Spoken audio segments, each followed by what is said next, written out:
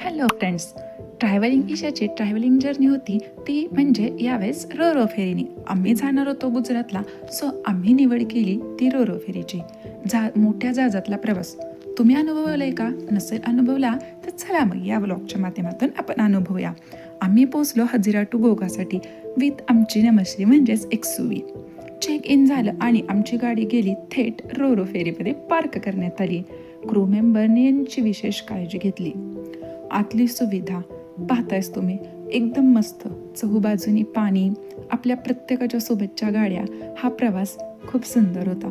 Crew मेंबरच्या साह्याने प्रत्येकाच्या गाडीची व्यवस्थित काळजी घेऊन ती खालच्या तळघरामध्ये पार्क केली जात होती.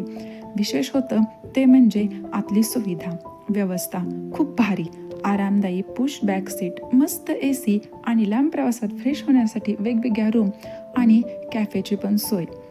आतमध्ये जे पण काय चाललंय ते कॅमेऱ्याच्या साह्याने कैद केलं जात होतं आणि प्रत्येक रूममध्ये ते व्यवस्थितरित्या टीव्हीवर दाखवलं जात होतं.